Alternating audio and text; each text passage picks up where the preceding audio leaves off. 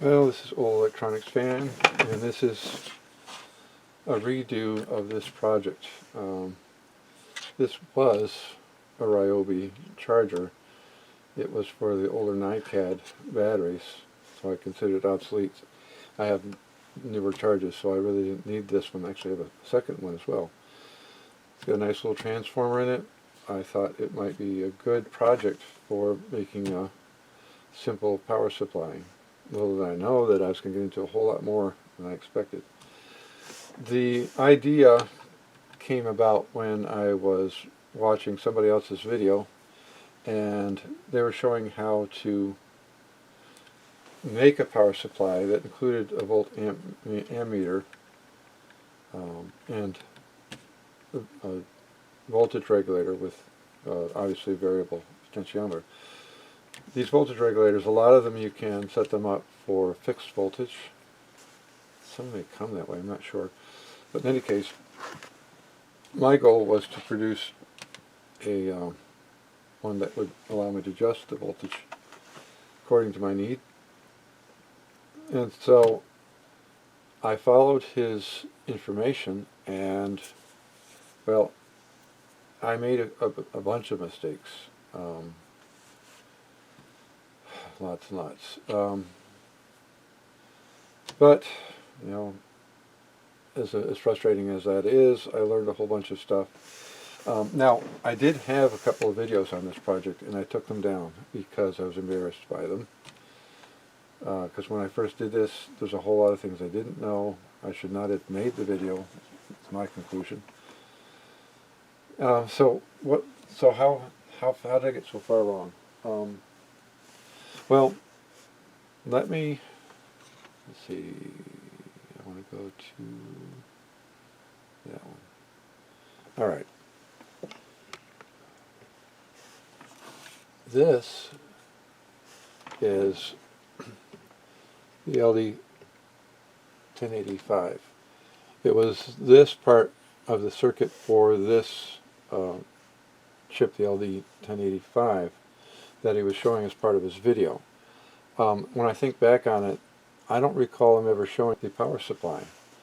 And that was probably by design, because his focus was on the voltage regulator and the volt amp meter. And so I'm assuming he just assumed that whoever was doing this would just know that they had a good power supply properly designed to use with this.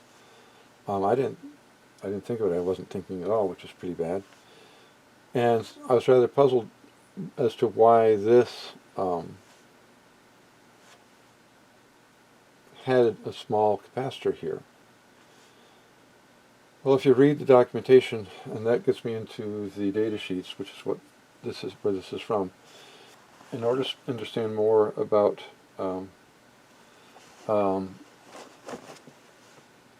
what you're working with, data sheets are essential. Now, unfortunately, the LD 1085 has a relatively basic data sheet, but it still has helpful information in it, and it's extremely useful.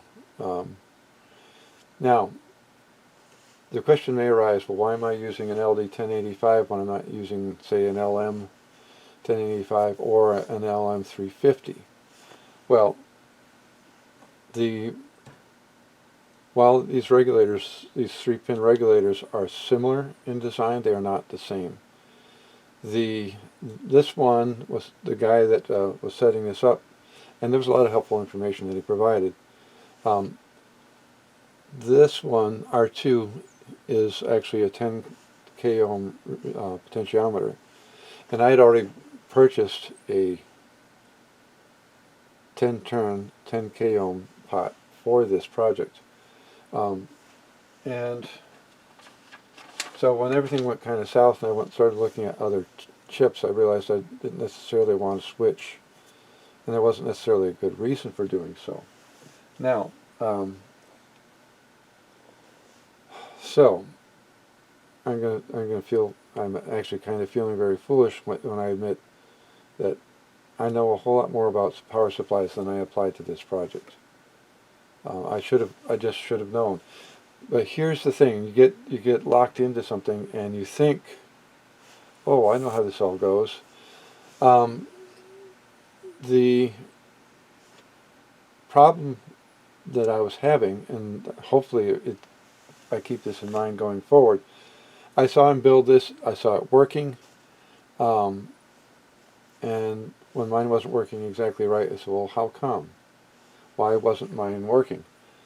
I didn't think about the fact that I didn't even consider the requirements of the power supply. And let me go to, let's go to this while I'm thinking about it. On some data sheets, they will tell you that this capacitor is not necessary if this is within 6 feet of the power supply. If I had read the data sheet and was thinking, that would have given me a clue that this was not the capacitor, the only capacitor that you were going to need. Also, on some chips, I forget which one it is, but they specify that this should be a tantalum. Do I have that? Let's see. Yes, tantalum. And they say that the tantalums are a convenient choice because their ESR varies less than 2 to 1 over temperature. If you don't use tantalum, they recommend using a 50 microfarad aluminum. So that's for that particular chip. There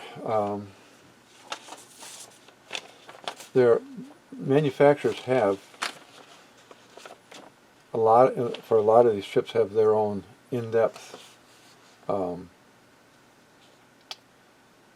data sheets. For instance, this is one by Motorola. They give all this information, and here you see they have a 0.1 microfarad capacitor, and they say CEN is required if regulator is located at appreciable distance from power supply filter.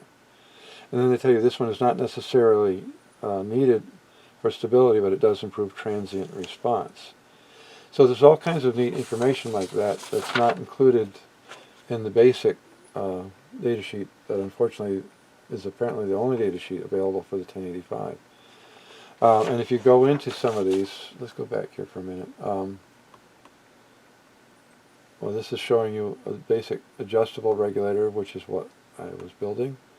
But then you go down here, they talk about the protection diode. Now, the LD1085 doesn't mention this, but they talk about in one of these data sheets that any regulator should be used under certain conditions, and in this case, let's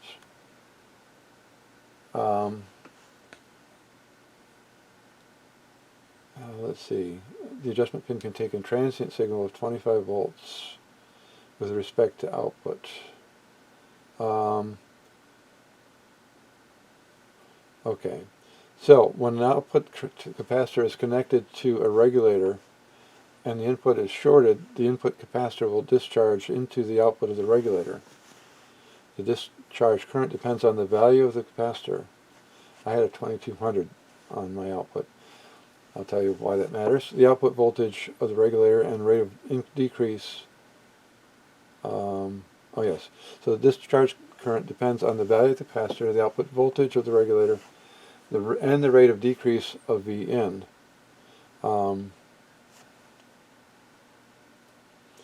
Alright, the internal diode can handle a lot of current. Alright, I got interrupted, but I'm back. So, under normal operation, so I want to mention is it this one? Okay. With extremely large output capacitor greater than 1000 microfarad, and with input instantaneously shorted to ground, the regulator could be damaged. In this case, an external diode is recommended. And they show you that, and they say it's optional. Where's my mouse? So this is helpful information that was unfortunately not included in my LD 1085. So, what can we conclude from that? Well, we look at other regulators that have a greater or better documentation. We learn from the expanded documentation for other chips and apply it to this this setup. Well, I was just talking about how I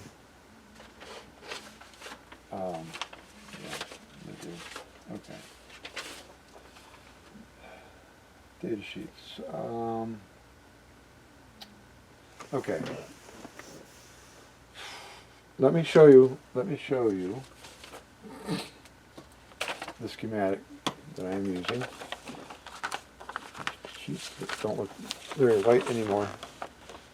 Probably all the wrinkles, I don't know. Alright, so let's let's do this. My little painter's easel. I got this free at a tag sale. And I debated about whether I wanted it or not, and the lady who was running the tag sale said, why don't you just take it with you? So I did, and it actually works out pretty good. I made a little back for it, and I stopped dropping things. So, now, this is the complete circuitry for, I can erase part of that because that's not clear. I realize that this is, I was careless in my writing, so it didn't,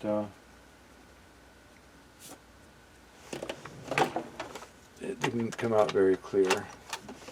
Alright, fix that. This part has to do with the volt amp meter. So let's focus let's focus up here first, because I want to talk about this. Alright, and I'm going to go back to the mistakes that I made. Because I was simply just following along with what he was doing, I didn't think about this part. Bridge rectifiers, compared to other types of rectification, are relatively clean. They are, however, not clean enough when you're using them with digital devices such as this. This volt ammeter does not like it if the output of your power supply is not properly filtered. It gets very unhappy very quickly. It does very strange things. And yes, I know I was going to talk about the potentiometer, but hold on, we'll get there.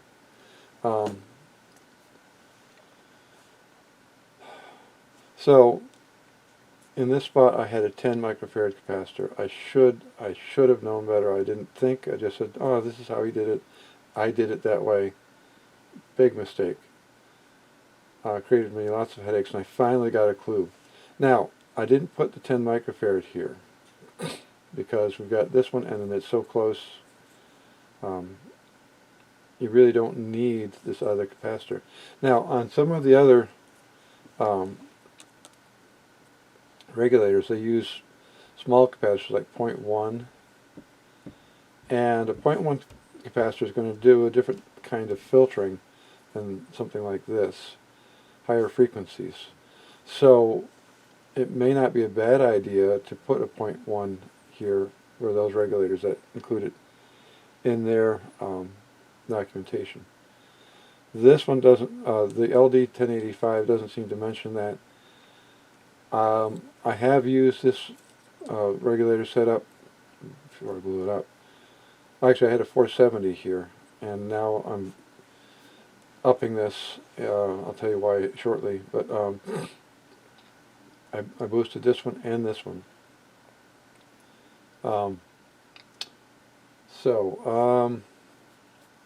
Where was, oh yes, here's where I was headed. Okay. Originally I had a 470 here and a 2200 here. This is my 10-turn pot. Ignore this for a minute. I'll get back to that shortly.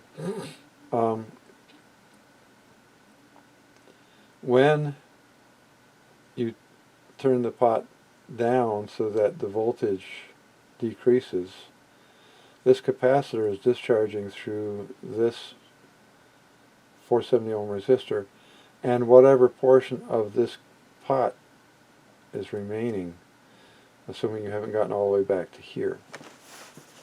Now, I was really in a hurry one day. It was up around 28 volts and I wanted to get down to 3. So I started spinning it quickly, and I thought it was the mechanical stress I put on this 10-turn pot that was causing the problem. I have since found out that these pots are capable of 200 RPM. I was not doing 200 RPM. So what happened? Well, this whole surge currents coming from a large capacitor.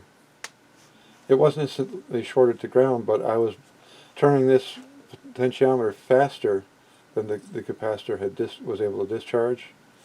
And when the current exceeded the limits of this pot, it blew out this connection right here. I took my potentiometer apart and I looked at it, and I'm going to put a picture of that here. And at first I thought, well, how come? I mean, why did that blow up? It shouldn't have. Well, a large capacitor and dropping this so rapidly was just too much. And when this blew out, it then proceeded to take out the LD1085.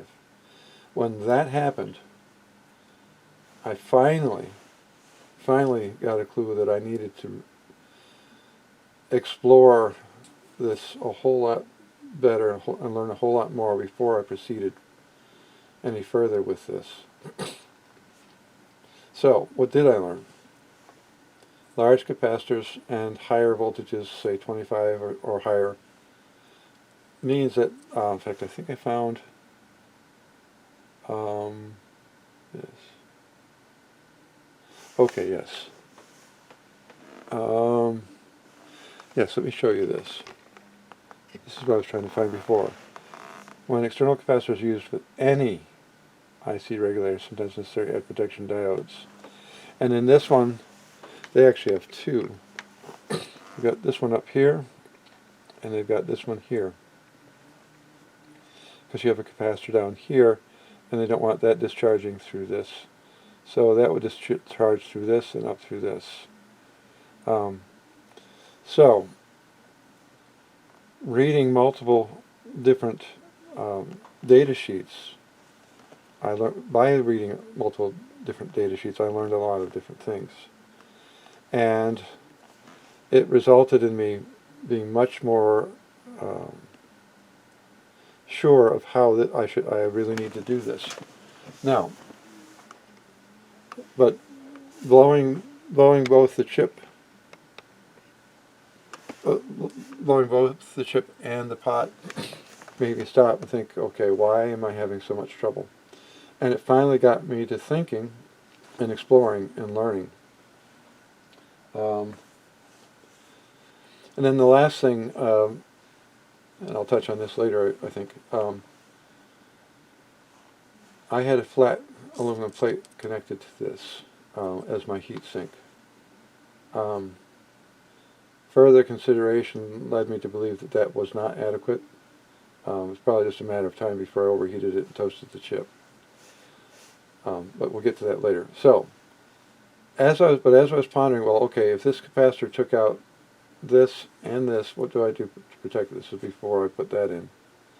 I thought, well, hey, I'll put a separate resistor, a lower resistance resistor in here, and now the current will flow through this. The problem with that idea is that you go from having a 10K resistance here to, when this is all the way back here, you wind up with about 2.4 k ohms. So that would drastically change how this behaves. Now, when you put loads on here, you're going to be changing this a bit too. But if you've already dropped your resistance here, for this, these are resistors in parallel. If you've already dropped the resistance here and you put additional lower resistance out here, I'm not sure how it would behave. I mean, it might be okay. It might be okay. It might not. I decided that wasn't a good idea. The other idea I had was, well, why don't I put a diode in here? Got a beefy diode, something capable of handling 2 or 3 amps. And that would isolate this from this, which means that this capacitor couldn't backfeed through this. And if I want to put a resistor out here, I could have. I probably would want to, because this capacitor would no longer be draining off through this. It would only be able to discharge through the load. But if you didn't have a load on there, this capacitor would just hold the full charge. And it could potentially damage something if you didn't think about the fact that this capacitor was still fully charged when you were hooking up something to test something or check something or whatever. I decided that this protection diode was probably what I needed, probably all I need. I didn't put a capacitor down here, so I didn't think I needed the extra diode here. I will tell you that I am not cranking this thing down very quickly anymore. I'm trying to be much more careful. I'm trying to give this time to discharge through this, so that I don't make a similar mistake. I don't think that's going to happen with this here, but I still don't want to be silly and blow things up. So this has been certainly a learning process. Just as a passing note, I've seen some of these set up with 1,000 microfarad capacitor. That's fine. The reason I put a larger one here is because, and I put the same size here, is I have a little sound bar, and this power supply was not able to keep up with the sound bar at full volume. And it's not hugely loud. I mean, it's decent. It's loud enough. But this thing would keep dropping voltage enough so that the sound bar would cut in and out. So I thought, well, I'll just kind of follow in the footsteps of stereo amplifiers and put a larger capacitor in here. And in my testing, it did make a big difference. Having one here and one here seems to have helped quite a bit.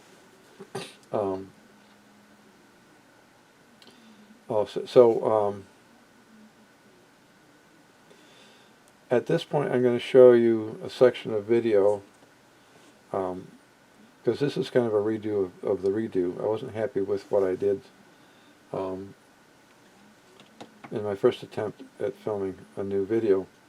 But this section, the section here where I talk about my battery, my Ryobi charger, is I think it's good to do that. Before I go there, yeah, all right. So I'm going to insert that section of video here. So I mentioned earlier that using a case like this, it's not maybe on anymore. Using a case like this may not work for your particular application, and one of the reasons for that is pretty simple. Oh, darn. Will I ever learn? Okay. So this is my Ryobi battery charger. This bottom part was the battery has a long pillar that goes down inside the battery charger. So I cut that post off, cut the bottom off from it, and glued it into the top, and this is where I mount my pot. Now, I also put on the back of this a fuse. I may have to move it, because when I look at where I want to put the heatsink, it only fits in the back. I can't do it up front. It's just there's not enough height. I can't go there. So I am going to try. I'm going to take this fuse out of here, and I'm going to redo this board completely. This chip, by the way, is dead. That's why I wasn't playing with this. And I'm going to try to set it up so that my heatsink and my chip are in the back. And with all the holes in the top, that will definitely allow, there's vents here and there's holes in the top here, that will allow heat to escape.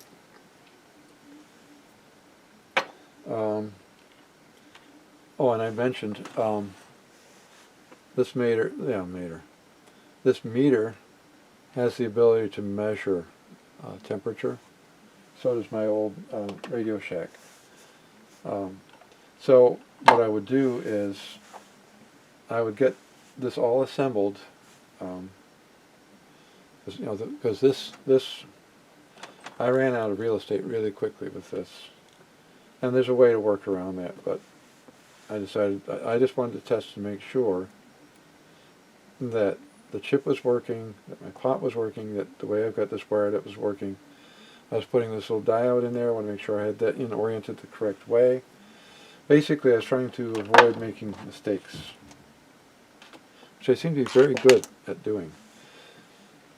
So, what I'm ultimately going to do, what I'm going to do is I'm going to mount the chip to this. Because of where it's going to be, I'm going to try to isolate, because this part of the chip, this metal back, that actually I believe is connected to, well, I can find out. I believe it's the input chip, input side. Let's see. Let's get you out of there.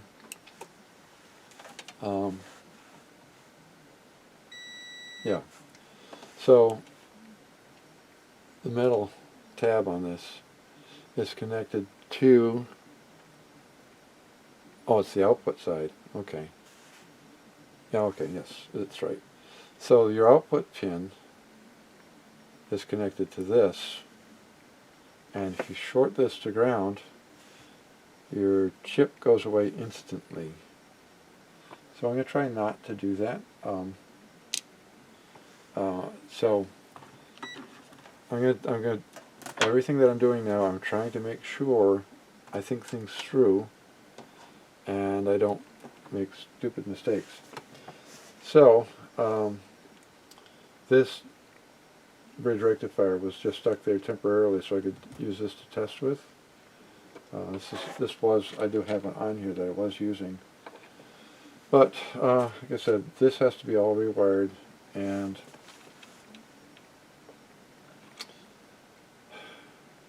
yeah. So that's what I'm going to do. I'm pretty sure I have to move that, because I really want it back here where I have that good size.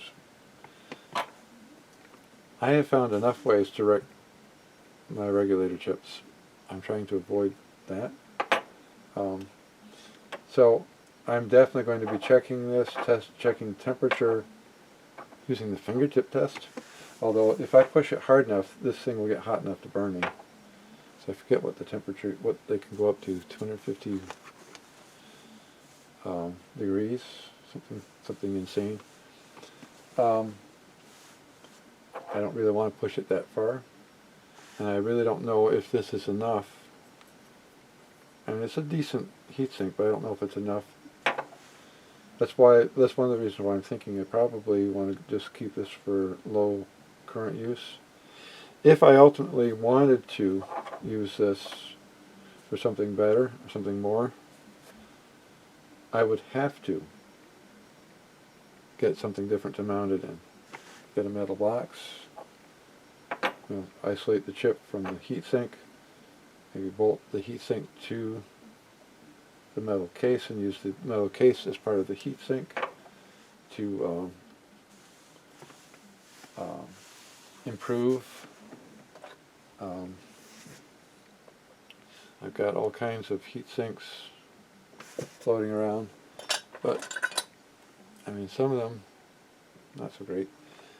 This is probably the best one I've got on hand, and I guess if I really wanted to, I could investigate further to find out what would be required to get rid of 250. I'd look at the max current or voltage, or voltage, temperature, and try to find out what what it would take to dissipate that. I'm assuming there's information like that around, this information and everything else. But so that's the plan. So I'm going to stop the video here because I have a lot of work to do, and I don't really think it would be all that exciting to watch me undo and redo all of this. Yeah, I really didn't plan this out as well as I might have.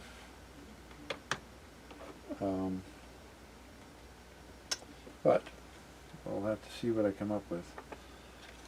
This won't be the first time that I get into a project and say, why didn't I think that through? Or what can I do to get around this or that or the other thing? Because invariably, when you're doing DIY stuff, that's what you run into. You think you've got a plan until all of a sudden you don't. Okay, well, I've assembled this. I've actually powered it up. And the reason I did it off camera is because, well, my history with this project hasn't been good. So I wanted to make sure that it actually comes up and works. If I had failed, I would have explained to you what went wrong. I would not have hidden it, but I just felt more comfortable checking and making sure that all was well. And actually, when I first tried to bring this up, nothing happened. So man, I double and triple checked this. How come it's not working? So I added this meter, connected to my AC.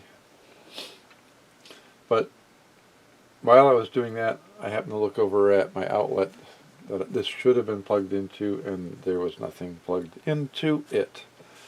So that's why nothing happened, and all is well. So right now I've got this set to 26 volts, and I can adjust my voltage all the way up to 28 volts. And that will probably drop a little bit. I've got two rather large capacitors there, and so they're probably helping to, they're helping to boost the voltage. But, so anyway, so everything's working. I didn't screw anything up, which, like I said, with this project, that was not a given, that I wouldn't screw up. But so far, so good. I bought spares, spare regulator chips, blah, blah, blah. I bought spare regulator chips, just in case. But I only have 2 extras, so I didn't want to use them up. Okay, so as you can see, I put this all back together and got it all working. I did have to remove the fuse back there. I don't have this mounted or secured very well at the moment.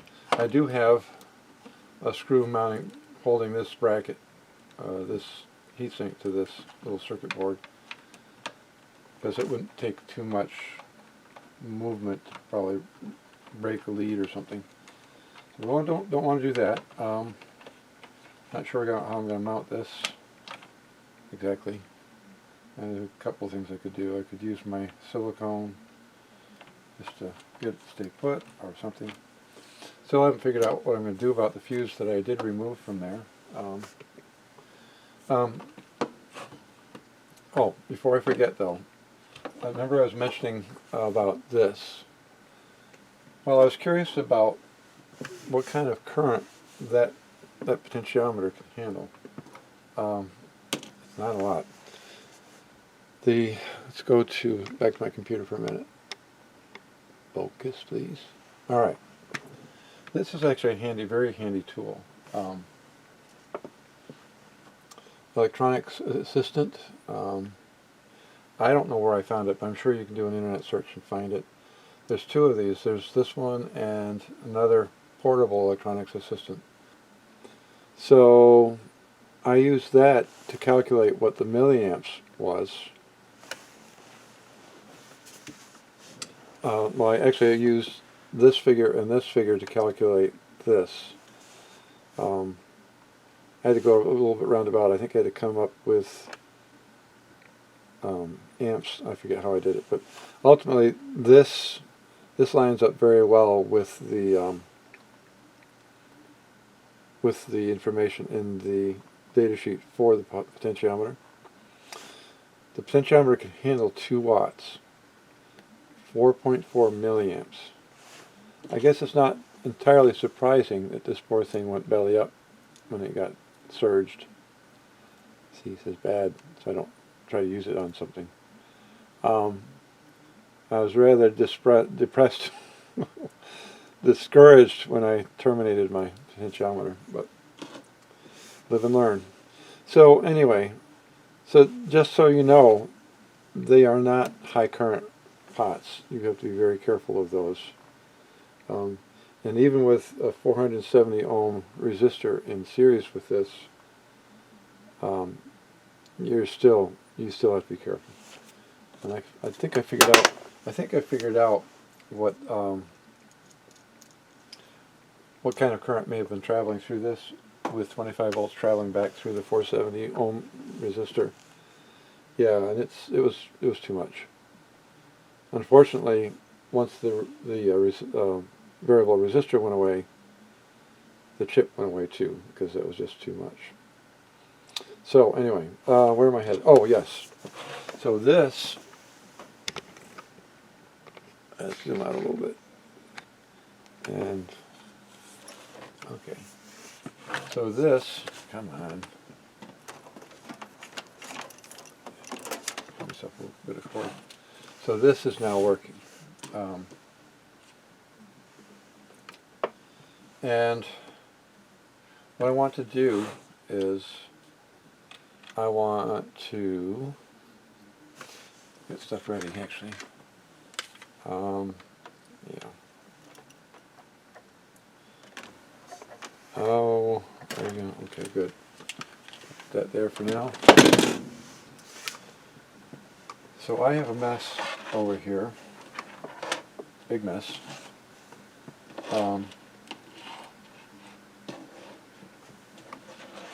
I just grabbed a whole bunch of resistors that I had on hand, and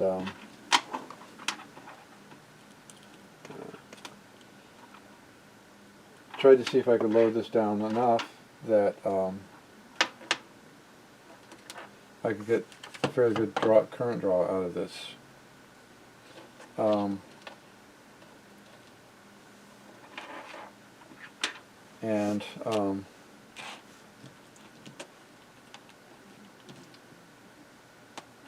Okay, I don't know where I'm at for this.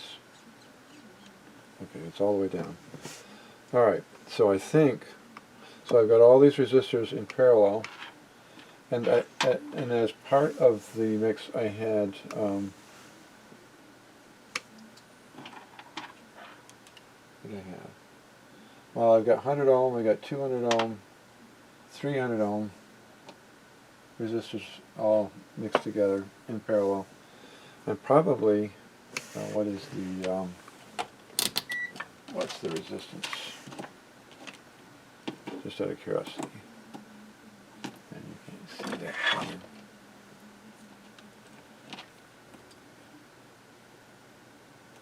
Alright.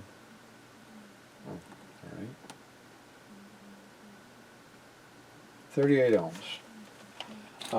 I had 25 ohms, but my 100 ohm 10 watt resistors were getting way too warm. The other thing I want to do is, we'll be experimenting with the thermal probe shortly. Yeah, okay. So I think, am I safe? Okay. Alright, so I'll do that. Alright, so I'm at 1 volt. So let's crank this up. I bet this would work better if I hook it up. Yeah. So I've got 0.138. Oh, I should mention, well, I'll get to that later. Hopefully I don't forget.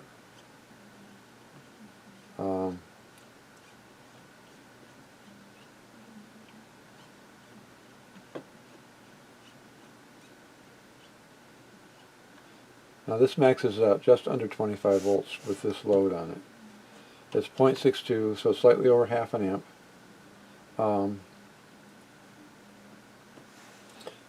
And the reason I want to do this is I want to see how much heat this develops on my heat sink, because I want to have some idea. I know this is kind of quick and dirty, but I want to have some idea of what I can run through this. Now, 25 volts, slightly over half an amp, according to this. Trying to think, do I want to do that? Not sure. I think I compared this meter to my Beckman meter, and when I was getting a reading here, they seem to be fairly close. But this meter is not entirely as sensitive as I would like it to be, and I'll show you that in a little bit. So right now I want to let this heat up a little. It's starting to get warm. Yeah, so I'm probably going to skip ahead, and once it's warmed up enough, I'll come back and we'll read this. Actually, what I think I'm going to do also is I want to test with the sound bar. I'm going to test it 2 ways. Number one, the sound bar claims that 12 volts, 1 amp is what it's supposed to use for a power supply. I don't know why my soundbar is rattling. Something bad, something got loose in there. I did try to get this apart to try to troubleshoot it, and it turns out the problem wasn't in the soundbar, it was elsewhere. So I did a lot of work for nothing, but that happens. I'm not sure what's going on with something. Alright, that's off. So I've revived this for running music. Somehow I misplaced my CD player, which don't know where that went. How's this doing? Alright, so I think I'll be back. I'll be checking the heat produced by this, and then we'll be exploring and experimenting. Because I know that this is not a huge heat sink, and if I remember right, the guy that did this project on YouTube had a much larger heat sink for this, and I can attest to the fact that you probably need it, need a bigger heat sink, which means that probably if you're using this for anything above, say 1 amp, you won't want to use this case. You're probably going to want oh yeah, that's a good one. My 200 ohm, what about you? The 100?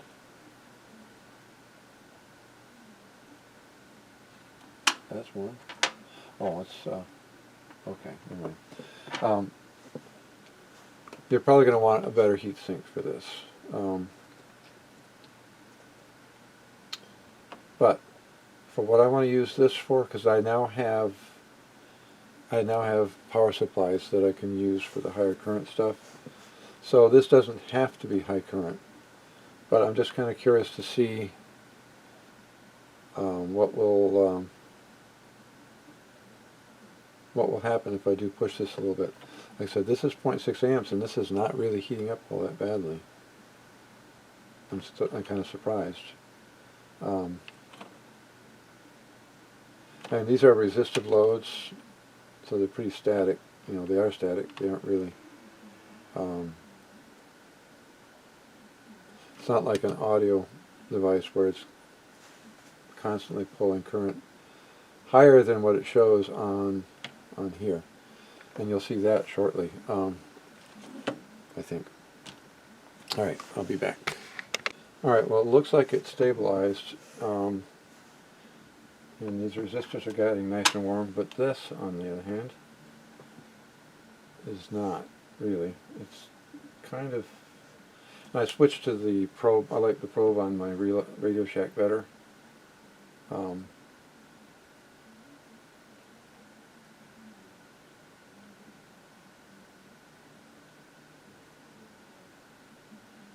It actually dropped by 89. I think it was as high as 90. Yep, there it is. So that's about where it sits. So what I want to do now is, first I've got to drop this down to 12 volts, because that's all this can handle. And of course you can see a big drop in the current. But we're about to see something interesting, I think.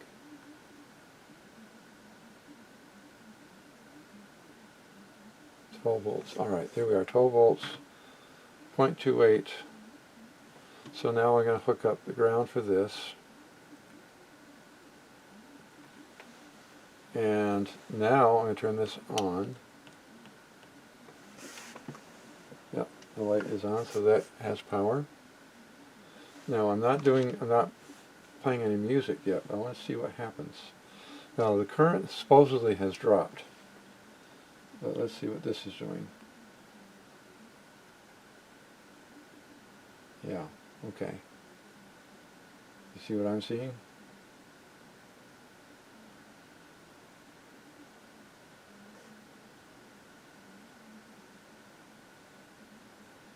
Now I haven't even started playing music through this yet, and it's already, despite the fact that it says it's 0.3 amps, I'm a little puzzled by that. It's 120 degrees Fahrenheit already. So what happens when I turn on some music? Let's see.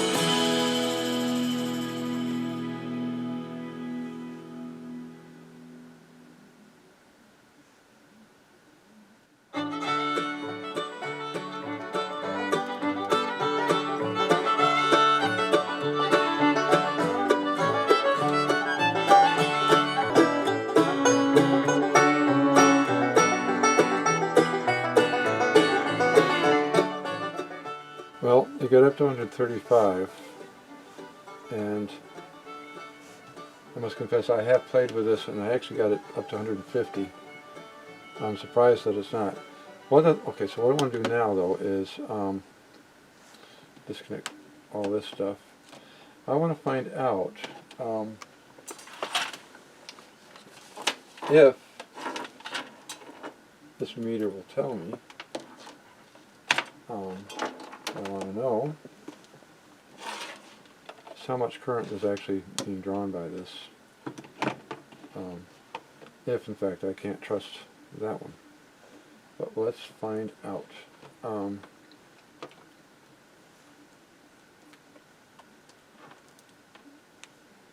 So 0.6 amps according to this, and I think I did check that with my meter, and that number did seem to correspond pretty well.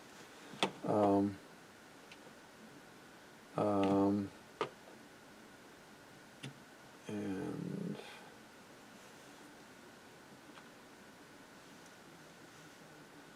all right, I want to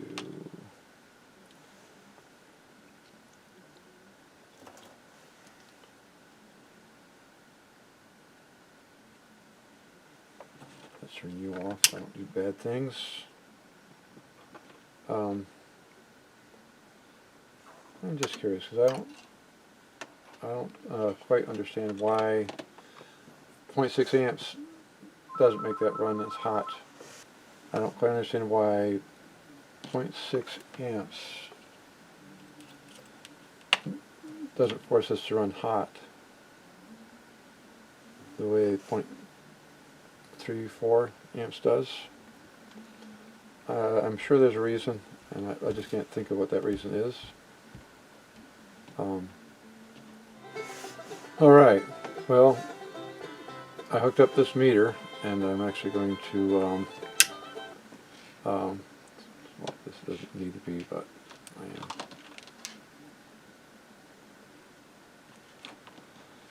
I am fussy. There are other terms you can use for that, but anyway. So, disconnected all the resistors, and I hooked this up to see, compare the two, and this and that actually seem to be pretty good. Let's turn this.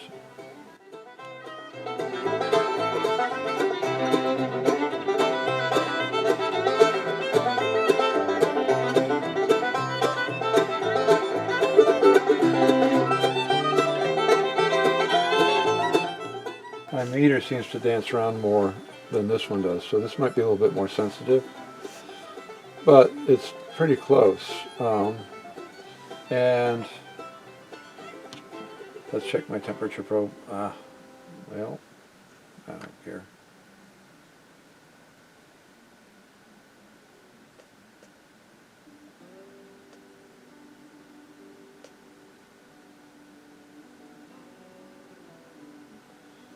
Let's bring this up. I think it was.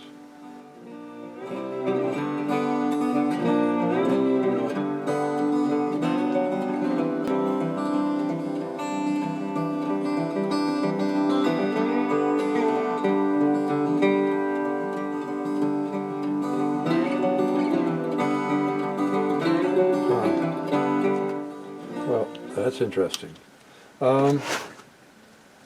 Very.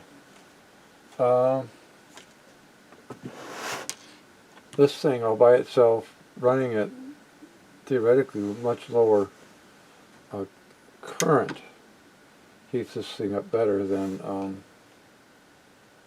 on. Okay. Put me back down here to that, so I don't forget. Take that off. Trying to avoid making mistakes, so I try to do things as I think of them. So, it's very interesting.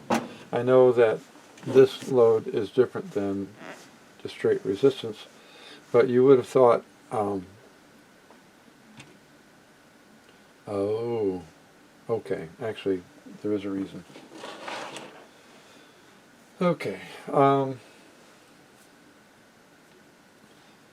to explain it so that makes sense.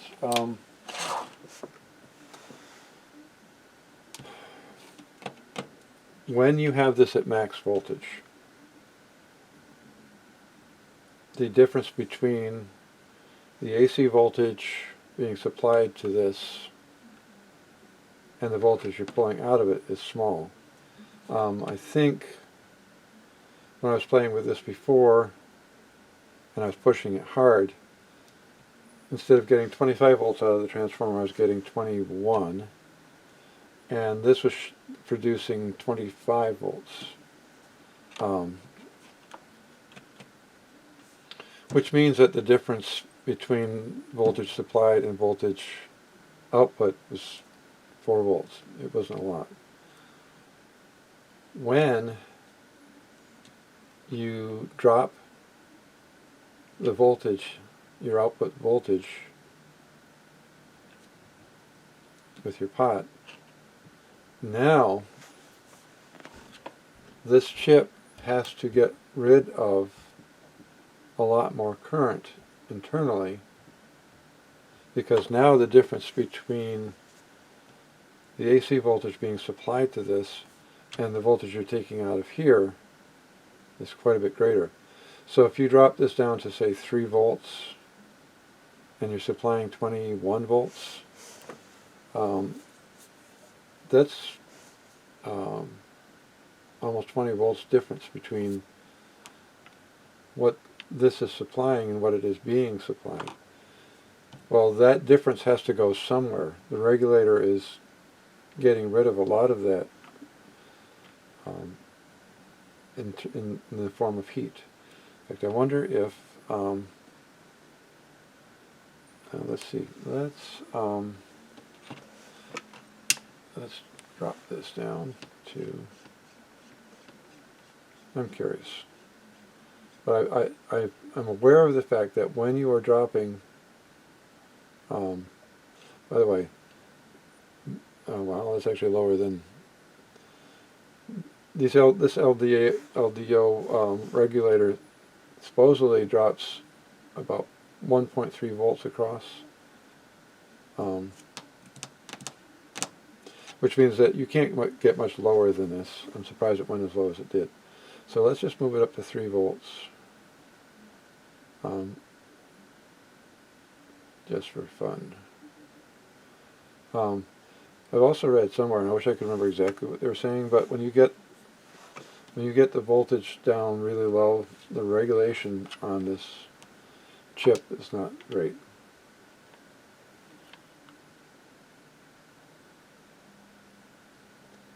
Yeah, I don't see a difference right now.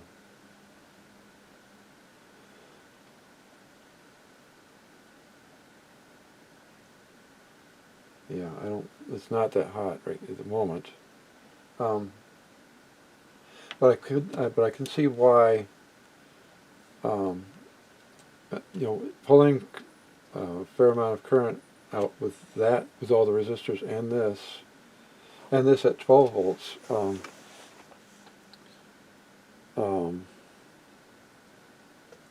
see, 12 volts would be 9 volt difference. I guess so. Between the current draw and the fact that this chip is having to get rid of 9 volts, because this is putting out 12 and this getting 21, although it may actually be higher than that depending on how much current you draw, because, like I said, well, in some of my experimenting, I think the AC voltage was running around 22 volts with a light load, and it dropped down to 21.9 with a heavier load. So let's just say 22 volts is being supplied, and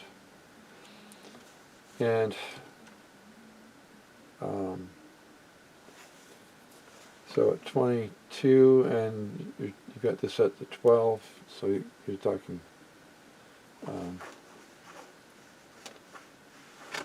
10 volts difference. But I'm rather surprised that this isn't getting warm, because I'm not drawing any current out of it, and I don't have a 3 volt device that draws any current to speak of. So anyway, interesting.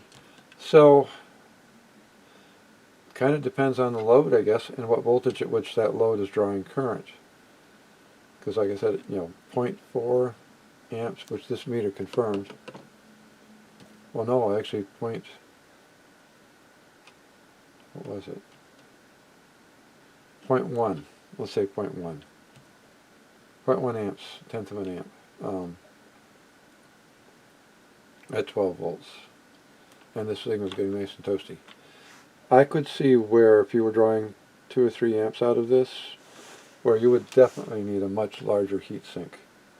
And I guess that's what I was trying to get at. And in the past I've had other 12 volt devices that drew a lot of current. Unfortunately I don't have one of those kicking around right now, so I can't test that. But I think, if I remember right, those devices, it was an amplifier. The amplifier, I think, would draw more current than this thing should be putting out, so that probably wouldn't work if I had it. Yeah. So, it's working. Like I said, actually, here's what I want to do. Yes. Here's what I'm going to do next. I was trying to figure out what I wanted to do, and I wasn't sure what I wanted to do. I want to show you this piece of software. It's called Electronic Assistant. This one has to be version 4.32. This software used to be updated regularly. I haven't seen any updates for it in a long time, but it still works pretty good. It's got a lot of stuff in it. For those of you who like to cheat and go online to let some online thing calculate your various Ohm's law stuff for you and all that. This does that and lots of stuff. It's all in one place. You don't have to search for it. So, for instance, if we go to resistance, hang on, you've got code calculator. Look at that, because I haven't looked at that. Okay, this is older. It's got 5 band. Ooh. All right, that's very handy. I've never even looked at this. Interesting. Okay, so that could be useful. I mean, I know that some of us cheat and use different things to find out what our code is. Some of us have these things kicking around. This is an electronic version of that. So then you've got resistors in series, parallel, which is nice.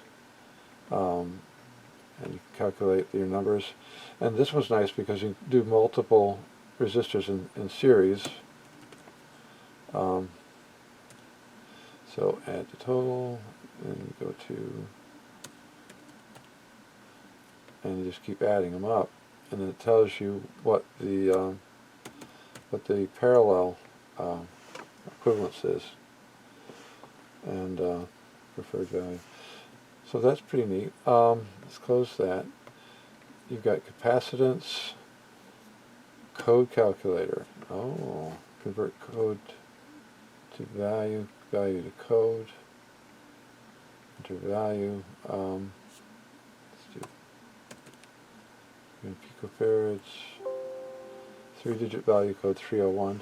Okay, so this is just using the 3-digit code that you have on the various capacitors nowadays, and that's what this is for. Okay, could be handy. I have a little chart I use, but that's also useful. Charge and energy. Ooh, I have not even looked at that. Voltage, capacitor, charge, Q, energy. Nice. This thing's in here I've never even looked at. Inductance, power. Come on. Alright, so, and what's nice about this is it also gives you, along with this very useful help, it gives you the various formulas, Ohm's law formulas, that they're employing. So, if you've got a calculator, formula I equals P divided by V. V squared divided by R gives you power dissipated in a resistor. Then you have voltage, and then V equals P power times I. Then you've got power dissipated. Did I already do that one? Oh, power dissipated in a resistor, I squared times R.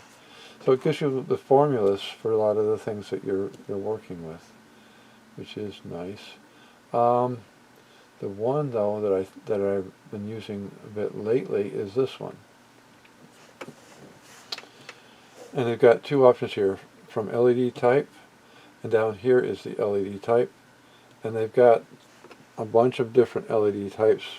Standard red, which this says that it's 10 milliamps. I have Radio Shack T1 3/4 standard size LED, and that one is using these, well, it's 2 volts and 20 milliamps is what that is. But you can look at each of these. Orange is 2 volts, standard green is 2.1,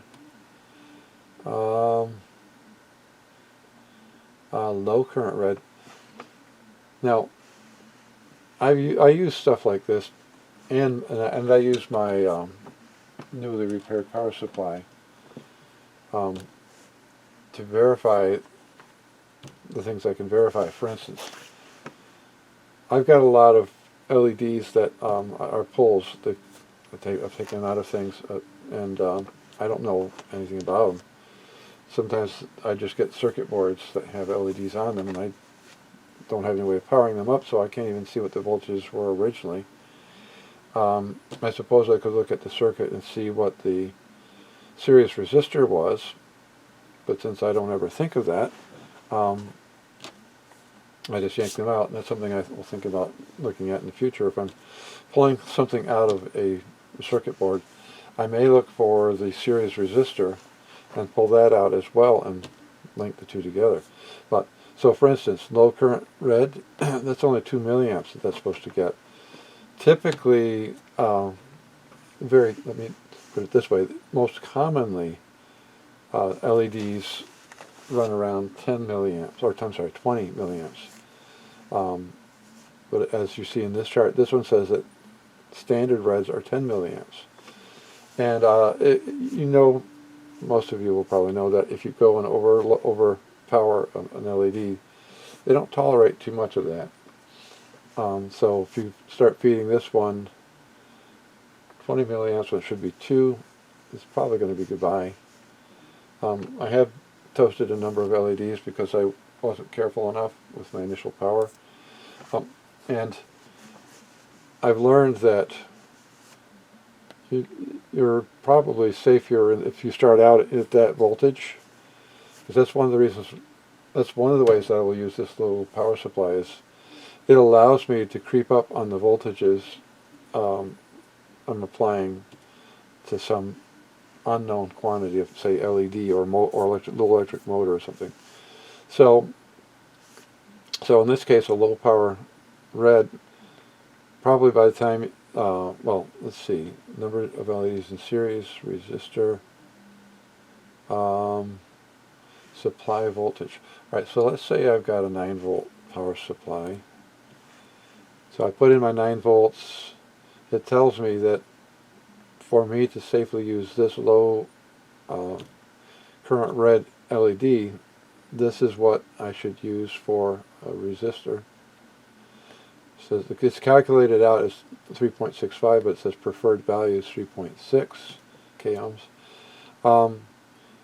And they also give you the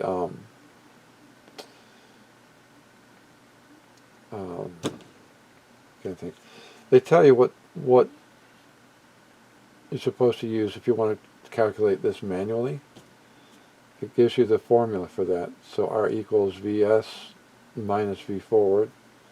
So in this case, we have V forward is 1.7 volts. Vs in this case is 9 volts.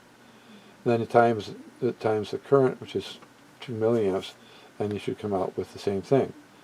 So you can manually do that, and you can tell it supply voltage. Let's say we're going to say 9 volts. V forward voltage, so it's 1.7, and then current is going to be 2 milliamps, and it gives me the same. It says it tells you milliamps, and the number, and you could put a number of LEDs in series. So if you put in more than one, you can actually get the resistance that you should have for those LEDs in series. It tells you how much power how much power the resistor is dissipating, just in case the current gets up to a level where you have to decide, or you have to choose maybe a higher wattage resistor. So anyway, so this is kind of very, this allows you to really, if you actually have an oddball LED, let's say that we've got, it's kind of all oddball. I think I saw one that was 3.7 volts, and I think it was 20 milliamps. That's pretty standard, and it doesn't like that. Oh, we're going to do one. Let's see if that works. There we go. This tells you 9 volts feeding a 3.7 volt LED and 20 milliamp current. You need 265 ohms, which is not that high, and it tells you what the milliwatts is.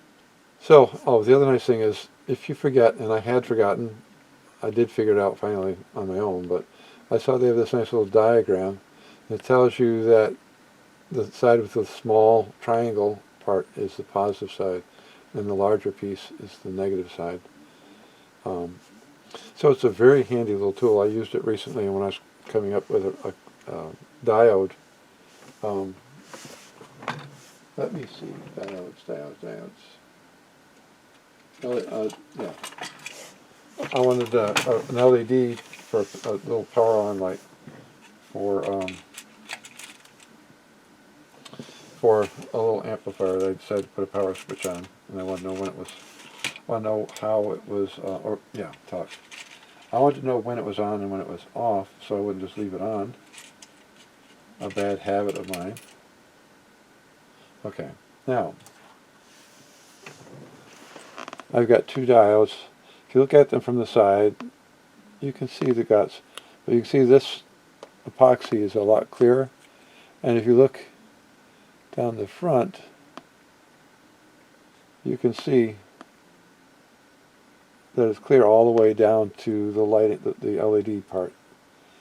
This one is not clear. It's got a more opaque head on it.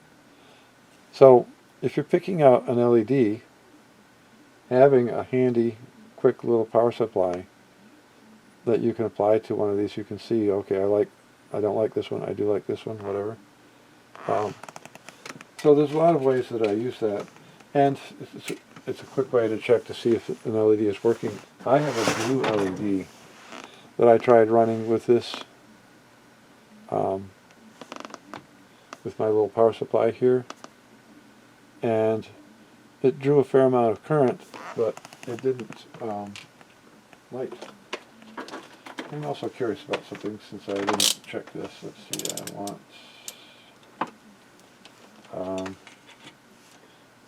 so that's 1 volt. So I had this blue diode reads 1 volt, but seems low. Yeah, 1.6, 1.6. So it seems like all the diodes that I've measured, don't go to sleep on, are 1.7. Okay. I think that tells me what I need to know. This diode reads 1 volt on my diode checker, and everything else is 1.6, 1.7. So I'm betting that that's terminal. And so the green. All right, so this electronics assistant is very handy. It's got lots of nice features that you can play with. Inductance, code. So if you have an inductor, you can find out what it is. Microhenry tolerance, power frequency calculator, convert frequency to wavelength. Oh, nice. Huh. This has got a boatload of stuff. Um, huh. Very interesting. So if I didn't really think I needed, and I didn't know was in here actually. Um,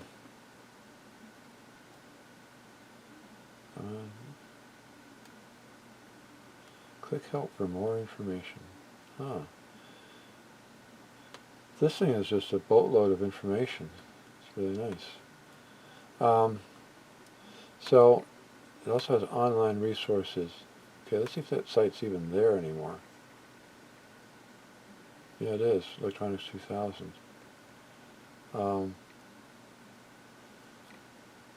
Yeah, I've got, I think this is, yeah, 3.2. So the site is there. Electronic assistant. So if you want to get this little fun tool, this is where you go get it. Electronics2000.co.uk. It's a nice little program. I'm really kind of amazed. Let's see, other. PKRMS, Ohm's Law. Oh, we got an Ohm's Law calculator, which is down here. So you can play around with Ohm's Law stuff. Potential divider. Voltage regulator. Okay. Oh, yes.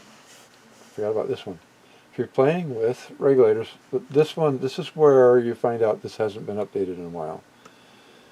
It shows that the XX317 and 319s are the regulators that they're using. So let's say R1. Let's say I'm going to see what this does. I got 470, and I'm going to do 10, 1, 2, 3. That's interesting. Huh. Okay. These are the numbers for my LD 1080. And minimum required input voltage, voltage out. Interesting. Mine is actually lower. The voltage, input voltage is lower than that. Let's see. Fixed. Okay. Oh, it's got some 78O, 78X0509, etc. So it also shows you the some of the fixed voltage ones. You can also play with component values. Enter output voltage.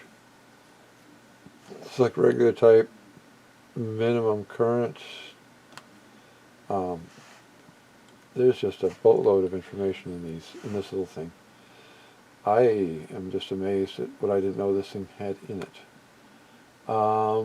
Wheatstone bridge. You can calculate a Wheatstone bridge if you have a need for that. So, yeah.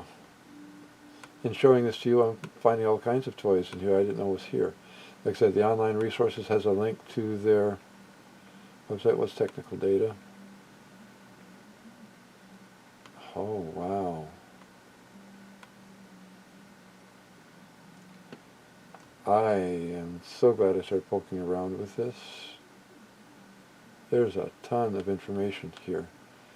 So if you download this little program, you automatically get a link to a boatload of information. Banana. So anyway, yeah. Well, interesting. And then it's got this whole help thing. I've checked. No update currently available.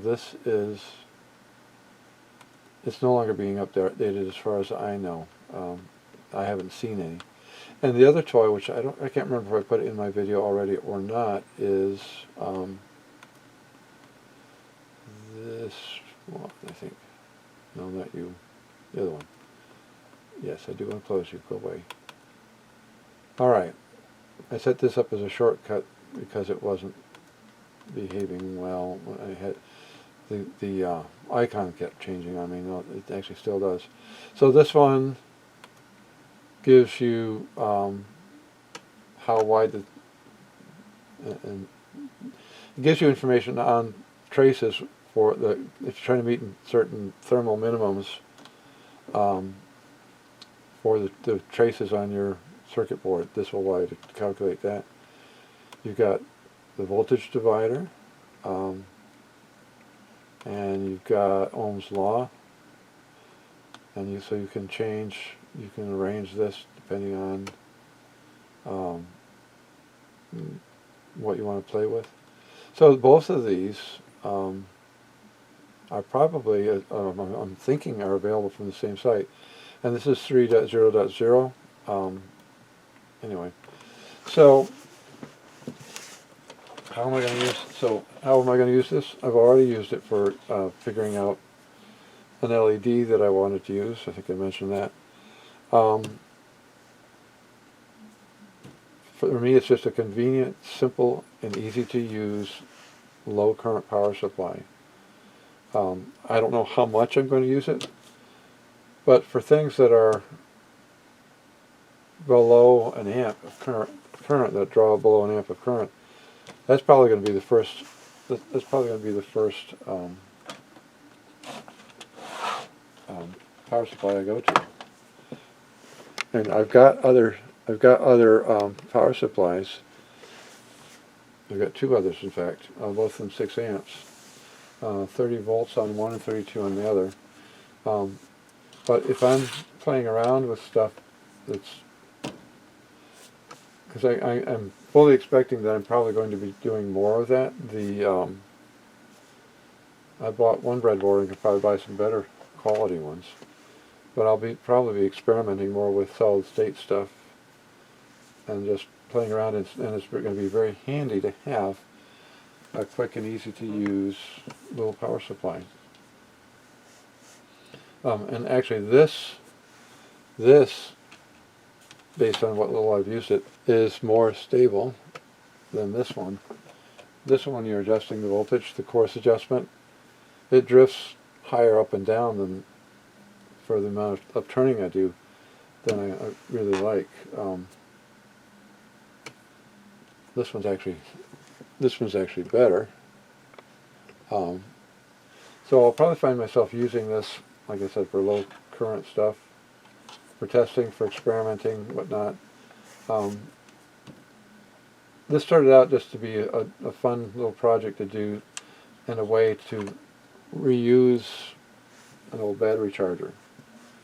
And at the time I did have the other 32 volt 6 amp charger, but I just really like the idea of having something really basic, really simple, because the other one you have to kind of jump through some hoops.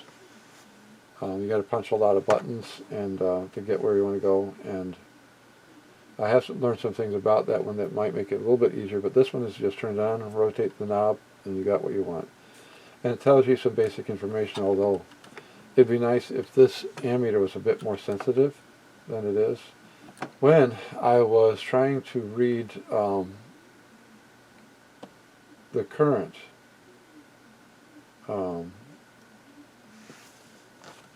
that the LEDs were drawing, because it's kind of important, because you've got a variety of different LEDs, and if you don't know what they are, you're probably going to want to keep the, at a minimum, keep the current draw down. Like I said, there's some low voltage LEDs that are lower than that, like 2.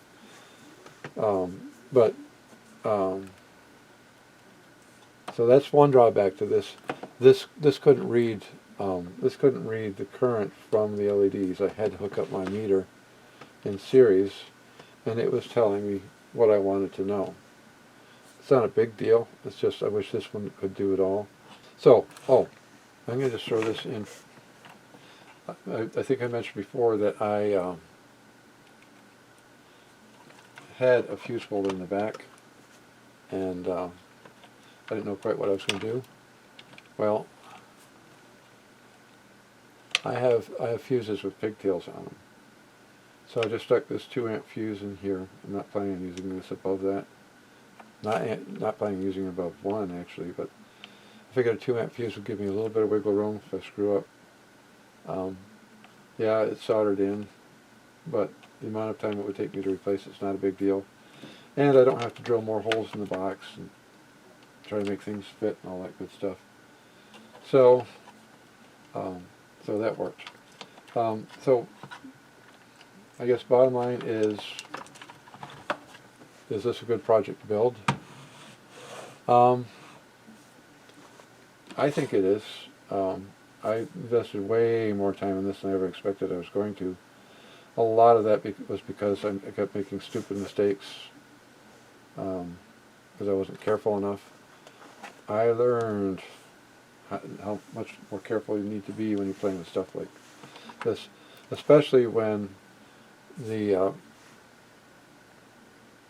metal backplate of the chip is actually connected to your output. Like, I had a bizarre thing. I was working with a ground wire and it flipped out of my hand. It flipped over. I had it over here, but somehow it flipped and went over and hit the top of the chip right on the metal plate. Chip was gone. Bang. So, yeah, fun things. So anyway, so I learned a whole bunch of stuff. I don't regret doing that. I wish it had taken a little less time and fewer components, but it is what it is. I think I'll get some use out of this, and I think I'm going to wrap up here because this video is already kind of long. So I hope this corrected or updated video on this project is helpful. If it is, hopefully you'll let me know. I like getting comments, even if they're negative. Just be kind if you're being negative. Just obviously, I do make mistakes, or I do get things wrong. So it doesn't hurt my feelings if somebody corrects me and sets me straight. That's one of the ways I can learn. If you help me out there, if you like it, please let me know. If you haven't subscribed, please do that.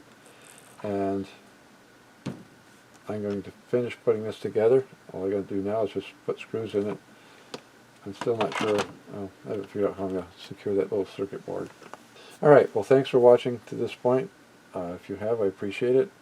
And hopefully I'll see you on the next one.